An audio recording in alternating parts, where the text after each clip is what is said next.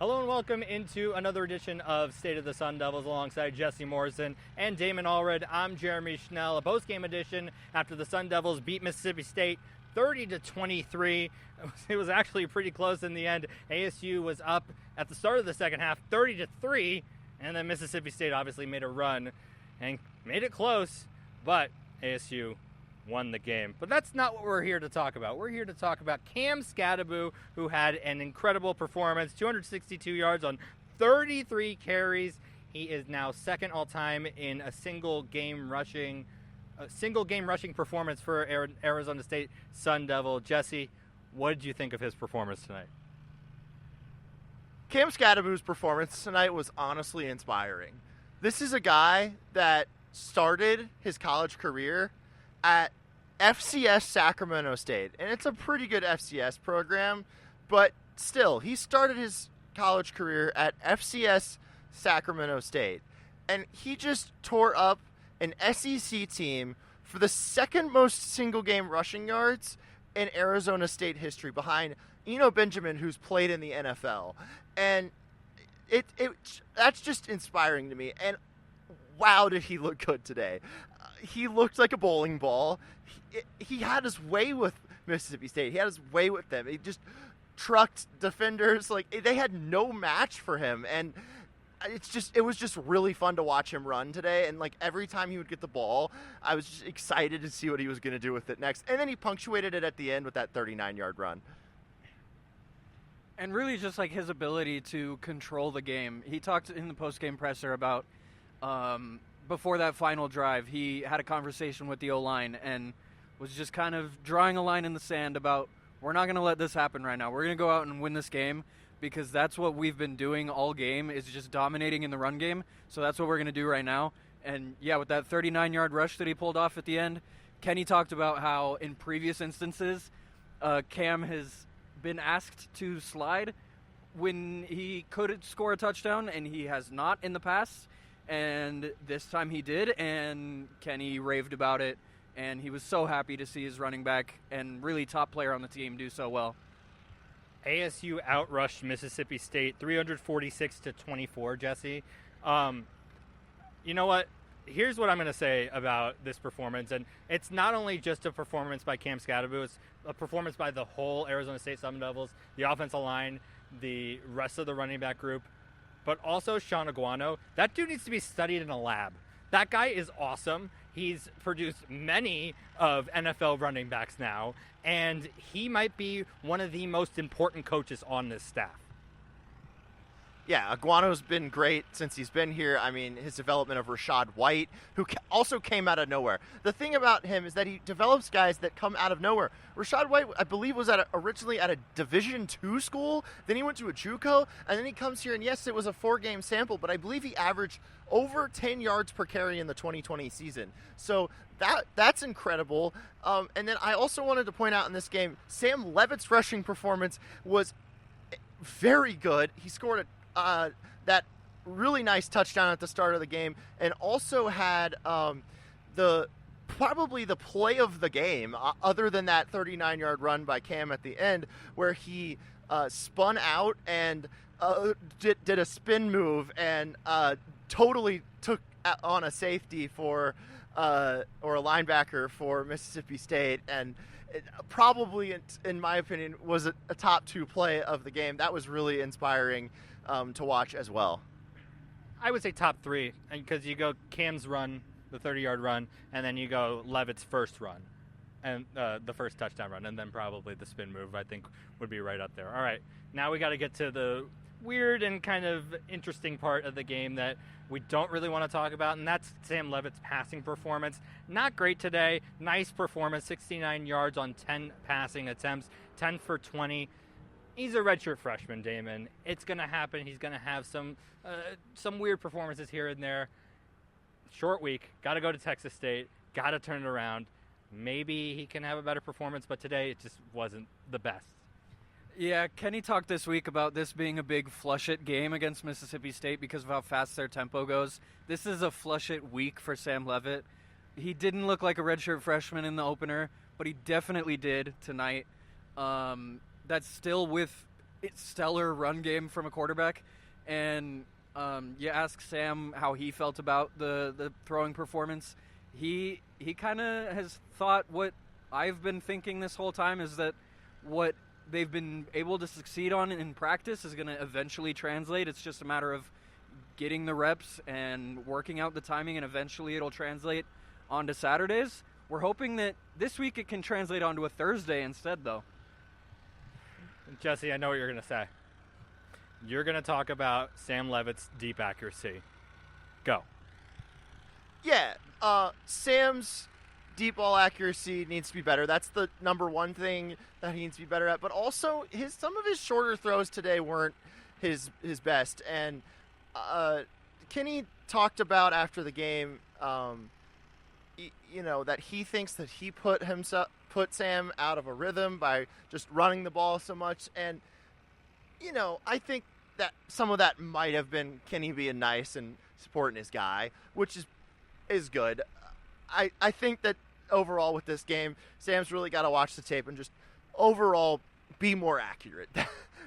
He was just not very accurate across the board today. And he mentioned pregame jitters with his deep ball accuracy, and I think that's kind of why you might see him really good at that in practice, and then he comes to a game and everybody's here, lights are on, big student section, and it might be a little harder for him, especially as a redshirt freshman in his first season as a starting quarterback, to hit those deep passes.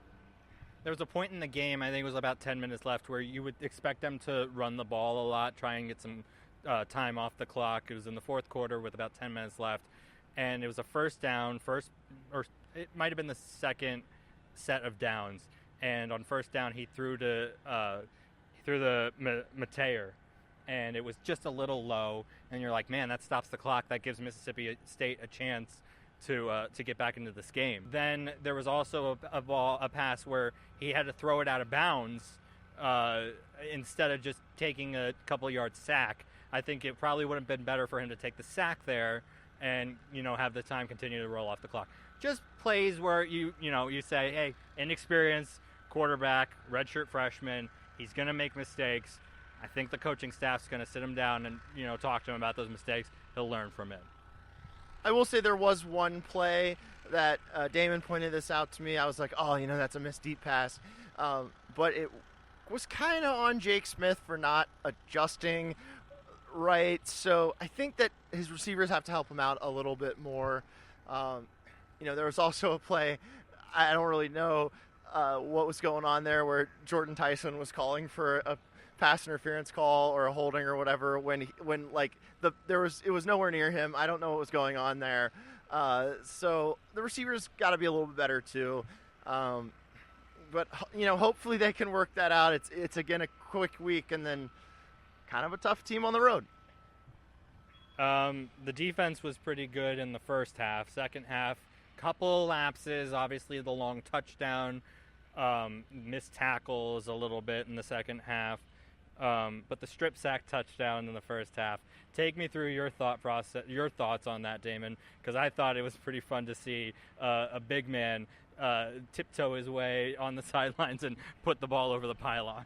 Yeah, we always love a big man touchdown, and that's 2 straight weeks for this Arizona State defense getting one after Justin Watley had the botched backwards pass that Wyoming couldn't complete last week that Justin ends up taking into the end zone, and then this week it's CJ Fight kind of using his body to block the ball from going out of bounds and then ending up and just taking the ball in, looking at the ref and seeing them signal touchdown, and he said he was happy after he saw that. So, I mean, if this defense is going to keep swarming to the ball and keep causing takeaways every week, I think that we're going to be in for a pretty good season from the ASU defense, where I think that was one of my biggest concern areas for this team was the defense, and I think they're just proving me wrong time after time.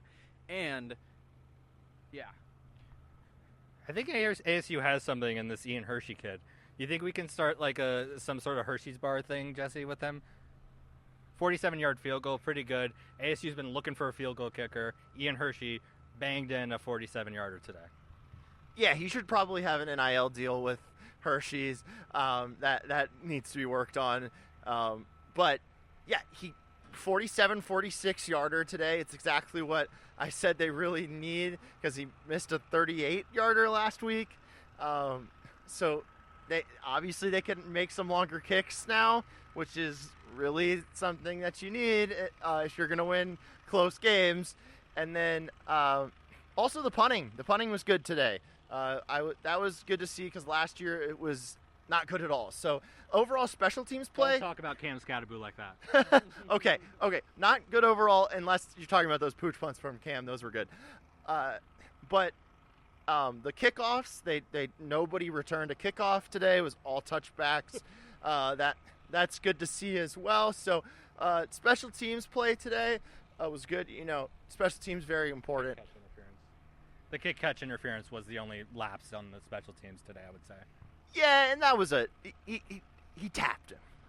He tapped him, and I think what really got the ref was that he was like doing the hard stomp thing up to the guy. So I think that's probably what got him because he was trying to distract him. And it looked to me a little bit like the returner, I don't know if it was Coleman or not, but it looked like he might have kicked out his leg just a tiny bit to catch Xavier Guillory on the leg, but we'll leave that up to the refs. It's in the past now. All right, well, that's going to do it for this edition of State of the Sun Devils. We're going to do an early week preview podcast because, hey, guess what, guys? We got a Texas State game on Thursday. Jesse probably not going to join us this week for that podcast, but don't worry. He'll be on the preview podcast. He'll have all of his takes. Great crowd tonight. Would like to see people stay until the end of the game, but, hey, beggars can't be choosers. Great crowd tonight. Yeah, that goes to one of my good friends who needs to stay for the full game. Hey, no cowbells. That was very, very interesting. Hey, I was joking before. Maybe TSA confiscated them from the Mississippi State fans. You never know. There's no cowbell stores in literally Arizona. I mean, come on. These people are casuals. Am I right? Unbelievable. Well, I'm happy I didn't have to hear the cowbells all game. Probably next year in the home and home, we're going to have to hear a lot about it. That's for next year's podcast, guys. Anyway, that's going to do it for this edition of State of the Sun Devils. Thank you so much for listening and watching. You can watch almost every single episode on our YouTube channel. You can just search Arizona Sports on YouTube, and you'll find us there. You can listen to us wherever you get your podcast, and that's probably where you're doing it right now this second. You can follow us on all forms of social media at AZ Sports Devils. Is our at there, including Threads, Jesse. We have Threads? Yes, we do. And Damon, any last words? No. Oh, thank you, Damon. For Jesse Morrison and Damon Allred, I'm Jeremy Schnell. We will talk to you on Tuesday.